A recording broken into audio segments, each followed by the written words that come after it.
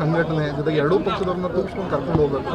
Sir, ಇದು ಕಾಕತಾಳೀಯ ನಿಮ್ಮ ಕ್ಷೇತ್ರದ ಆಸ್ಪತ್ರೆ ಉದ್ಘಾಟನೆ ಮಾಡೋಬೇಕಾ ಪಾದಾರ್ಪಣೆ ಮಾಡಿದ್ದೀರಿ ರಾಮನಗರಕ್ಕೆ? ಇಲ್ಲ ಆ್ಯಕ್ಚುಲಿ ಇವತ್ತು ನಾನು ಇಲ್ಲಿ ಬಂದಿದ್ದು ಮೂಲ ಉದ್ದೇಶ ಅಂದರೆ ಕಾಂಗ್ರೋ ಆಸ್ಪತ್ರೆ ಉದ್ಘಾಟನೆಗೆ.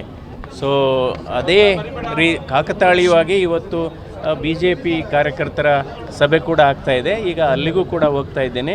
ಯಾಕೆಂದರೆ ಇದು ಆ್ಯಕ್ಚುಲಿ ನಾವು ಬಂದಿದ್ದು ಈ ಆಸ್ಪತ್ರೆ ಉದ್ಘಾಟನೆಗೆ. ಯಾಕೆಂದರೆ ಇವತ್ತು ಈಗಾಗಲೇ ಹೇಳಿದ್ದೇನೆ, ಕಾಂಗ್ರೋ ಆಸ್ಪತ್ರೆ ತಾಯಿ ಮತ್ತು ಮಕ್ಕಳ ಒಂದು ಸುಸಜ್ಜಿತವಾದಂಥ ಆಸ್ಪತ್ರೆಯನ್ನು ಮಾಡಿದ್ದಾರೆ. ಸೊ ಇಲ್ಲಿ ಸುಮಾರು ಜನ ವೈದ್ಯರುಗಳೆಲ್ಲ ಸೇರಿ ಮಾಡಿದ್ದಾರೆ. ಅದರಲ್ಲಿ ಸುಮಾರು ಜನ ವೈದ್ಯರುಗಳು ನಮ್ಮ ವಿದ್ಯಾರ್ಥಿಗಳಾಗಿದ್ದರು. ಸೊ ಆ ವಿಶ್ವಾಸದಲ್ಲಿ, ಆ ಸಂಬಂಧದಲ್ಲಿ ನಾನು ಇವತ್ತು ರಾಮನಗರಕ್ಕೆ ಬಂದಿದ್ದೇನೆ. ಸೊ ಹೀಗಾಗಿ ಎಲ್ಲರನ್ನೂ ಕೂಡ ಇದೇ ಸಂದರ್ಭದಲ್ಲಿ ನಮ್ಮ ಎಲ್ಲ ಕಾರ್ಯಕರ್ತರನ್ನು, ನಮ್ಮ BJP ಕಾರ್ಯಕರ್ತರನ್ನು, JDS ಕಾರ್ಯಕರ್ತರನ್ನು, ಸಾರ್ವಜನಿಕರನ್ನು ಭೇಟಿ ಮಾಡತಕ್ಕಂಥ ಅವಕಾಶ ಕೂಡ ಇವತ್ತು ಬಂದೋದು.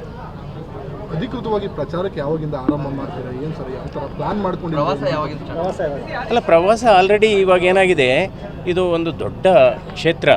ಎಲ್ಲಿ ಆನೇಕಲ್ಲಿಂದ ಪ್ರಾರಂಭವಾಗಿ ಗುಣಗಲ್ ತನಕ, ಹುಲಿಯೂರು ದುರ್ಗ ತನಕ ಹೋಗುತ್ತೆ. ಆಲ್ರೆಡಿ ಇವತ್ತು ಈ ಚಾಲನೆ ಕೊಟ್ಟಿದೆ, ಅಂದರೆ ಅಧಿಕೃತವಾಗಿಯೇ ಕೊಟ್ಟಿದೆ. ಈಗ RR ನಗರದಲ್ಲಿ ಮೀಟಿಂಗ್ ಆಗಿದೆ. ಇವತ್ತು ಸಂಜೆ 5 ಗಂಟೆಗೆ ಬೆಂಗಳೂರು ಸೌತ್ ಕಾನ್ಸ್ಟಿಟ್ಯೂನ್ಸಿನಲ್ಲಿ ಕೃಷ್ಣಪ್ಪ MLA ಕೃಷ್ಣಪ್ಪನವ್ರು ಮಾಡ್ತಾ ಇದ್ದಾರೆ. ಈಗ ಆಲ್ರೆಡಿ ಪ್ರಚಾರ ಪ್ರಾರಂಭ ಆಗಿದೆ.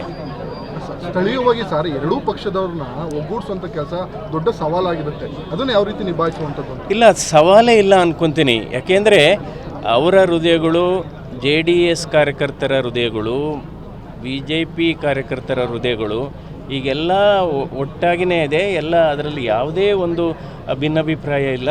ಸೊ ಬಹಳ ಖುಷಿಯಾಗಿ ಕೆಲಸ ಮಾಡ್ತಾ ಇದ್ದಾರೆ. ಯಾವುದೇ ಭಿನ್ನಾಭಿಪ್ರಾಯ ಇಲ್ಲ. ಭಿನ್ನಾಭಿಪ್ರಾಯ ಝೀರೋ ಅಂತ ಹೇಳ್ಬೋದು. ಕಾರ್ಯಕರ್ತರಲ್ಲಿ ಭಿನ್ನಾಭಿಪ್ರಾಯ ಇಲ್ಲದೆ ಹೋದ್ರು ಸರ್, ಈಗ ನಿಮ್ಮ ವಿರೋಧ ಪಕ್ಷದವರು ಕೂಡ ಒಂದು ಆರೋಪ ಮಾಡ್ತಿದ್ದಾರೆ ಕುಟುಂಬ ರಾಜಕಾರಣದ ಬಗ್ಗೆ. ತಂದೆ ಆಯಿತು, ಮಗ ಆಯಿತು, ಈಗ ಅಳಿಯನನ್ನು ತಂದು ನಿಲ್ಲಿಸಿದ್ದಾರೆ ರಾಮನಗರಕ್ಕೆ ಅನ್ನುವಂಥ ಮಾತುಗಳನ್ನು ಹೇಳ್ತಾರೆ ಸರ್ DK ಸುರೇಶ್. ಅದ್ರ ಬಗ್ಗೆ ನಾನೇನು ಹೇಳಲ್ಲಪ್ಪ. ಯಾಕೆಂದರೆ ನಾನು ರಾಜಕೀಯಕ್ಕೆ ಪ್ರವೇಶ ಮಾಡಿರೋದು ದೀರ್ಘಕಾಲ, ಸುಮಾರು 40 ವರ್ಷ ಹೃದ್ರೋಗ ಚಿಕಿತ್ಸಾ ಆಸ್ಪತ್ರೆಯಲ್ಲಿ ಕೆಲಸ ಮಾಡಿ ಅಲ್ಲಿಂದ ನಾನು ನಿರ್ಗಮಿಸಿದ ಮೇಲೆ ಬಂದಿದ್ದೀನಿ. ನಾನು ಮಧ್ಯ ಬಂದಿಲ್ಲ ನಾನು. ಯಾಕೆಂದರೆ ಪಕ್ಷಾತೀತವಾಗಿ ಹಲವಾರು ನನ್ನ ಸ್ನೇಹಿತರುಗಳು, ಕೇವಲ ನಮ್ಮ ರಾಜ್ಯದಲ್ಲ, ಬೇರೆ ಬೇರೆ ರಾಜ್ಯದಲ್ಲಿರ್ತಕ್ಕಂಥ ನಮ್ಮ ಸ್ನೇಹಿತರು, ಕೆಲವರು ತಜ್ಞರು ಮತ್ತು ಕೆಲವು ಹಿತೈಷಿಗಳು, ಕೆಲವು ಪರಿಣಿತರು, ನಿಮ್ಮ ಸೇವೆ, ನೀವು ಯಾವ ರೀತಿ ಕ್ರಾಂತಿಕಾರಿ ಬದಲಾವಣೆ ತಂದಿದ್ದೀರಿ ಈ ಹೃದ್ರೋಗ ಚಿಕಿತ್ಸಾ ಕ್ಷೇತ್ರದಲ್ಲಿ, ಇದು ರಾಷ್ಟ್ರ ಮಟ್ಟಕ್ಕೆ ಯಾಕೆ ನೀವು ಮಾಡಬಾರ್ದು? ಅದಕ್ಕೆ ಒಂದು ದೊಡ್ಡ ವೇದಿಕೆ ಬೇಕಾಗುತ್ತೆ, ಒಂದು ಭೂಮಿಕೆ ಬೇಕಾಗುತ್ತೆ. ಅದಕ್ಕೋಸ್ಕರ ಲೋಕಸಭಾ ಚುನಾವಣೆಗೆ ನಾನು ಸ್ಪರ್ಧೆ ಮಾಡ್ತಾಯಿದ್ದೀನಿ. ನಾನು ರಾಜಕೀಯಕ್ಕೆ ಬಂದಿರೋದು ರಾಜಕೀಯ ಮಾಡೋಕ್ಕಲ್ಲ. ಓಕೆ,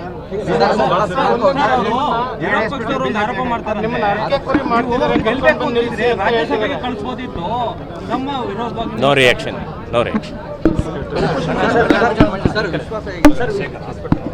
ಕನ್ನಡಿಗರ ಮೆಚ್ಚಿನ ನಿಮ್ಮ ನ್ಯೂಸ್ 18 ಕನ್ನಡ ಈಗ ವಾಟ್ಸ್ಆಪ್ನಲ್ಲಿಯೂ ಲಭ್ಯ. ಕರ್ನಾಟಕ ಮತ್ತು ದೇಶ ವಿದೇಶದ 360 ಡಿಗ್ರಿ ಸುದ್ದಿ ವಿವರವನ್ನ ನೀವು ನಿಮ್ಮ ಕೈ ಬೆರಳುಗಳಲ್ಲಿಯೇ ಪಡೆಯೋದಿಕ್ಕೆ ಈ QR ಕೋಡ್ ಅನ್ನು ಸ್ಕ್ಯಾನ್ ಮಾಡಿ. ನಮ್ಮ ಚಾನೆಲ್ ಅನ್ನು ಫಾಲೋ ಮಾಡಿ, ನೋಟಿಫಿಕೇಶನ್ ಆನ್ ಮಾಡಿ.